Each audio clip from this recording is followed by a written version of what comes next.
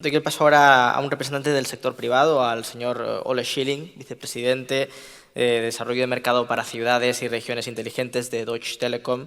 Señor Schilling, en su opinión, ¿cuáles son los principales desafíos para que las ciudades sean más sostenibles? Thank you very much. Thank you very much, first of all, for the invitation, and good morning from my side as well. So, as it was announced, I'm a little bit changing the perspective. So I'm coming from market development side, so I'm not speaking to only one cities. So I do speak with different cities and regions. We don't separate this anymore.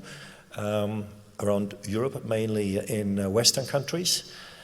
And what we very, very much see is, as a basic fundament, that the economic power of sustainability and digitization in cities and regions is accepted.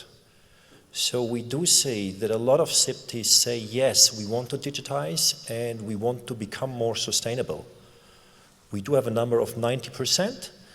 Of course, there's still a few people left, but there are always people left who don't accept that. So taking this as a common sense, there's a momentum in the market which is really, really interesting for us. So it's an economic momentum for sustainability and for digitization. For me, it is very, very interesting how we can use this momentum and this economic power. And I see the SDGs, and based on the SDGs, the KPIs, the development guides, as a very powerful tool for cities to measure success and to use it as an instrument in cities. I see this as a very, very valid approach, not only to compete between cities, but also to collaborate, to really see, okay, you are lacking in this field, in this KPI, and you are lacking in this field. So how could we solve this problem together? And this goes to the main challenge. What I see is, and you already announced it in a very, very nice way, it's a radical collaboration model. So there's a colleague from Telefonica here, and speaking about radical collaboration models is, I think the key challenge is not that we accept the SDGs. It's not that we want to do the change, it's how can we do this change. As I said, the KPIs are a good tool set, by how can we collaborate? How does this radical collaboration model works like? So we know that participants want to be integrated. Easy said, city participation, every second citizen wants to create his own city or be part of it, no matter if it's in Tirana, no matter if it's in València, wherever, no matter if it's in Germany. This is very, very crucial to us. We see in smart cities and sustainability approaches as well, the industries are converging, so the complexity in developments are integrating more and more stakeholders, taking the most complex topic, mobility. So if we want to speak about mobility approach in València, I would have more stakeholders here in the room than chairs are here in the rooms. How do you manage that one? And this, based on the fact that we still see that 70% of projects are failing during implementation.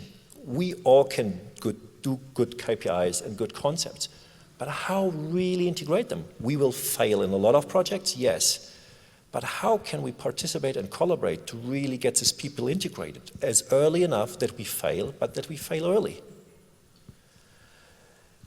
I don't know if we have the solution. And honestly, I do see the solution not only on consultants business and companies like me. I do see there are two assets here. First of all, the stakeholders like my company, like cities, are opening up to collaborate. And this is really sometimes difficult in public area. Innovation in public area, it's really difficult. If you get legal people in, you might be killed. So really it's difficult to be innovative here. But this is just one part. This is the part I can manage in a way. But what is even more difficult is that if we do not take the city administrations, the people who are working in the city, into account, the people are sitting there for 5, 10, 50, 20, 25 years.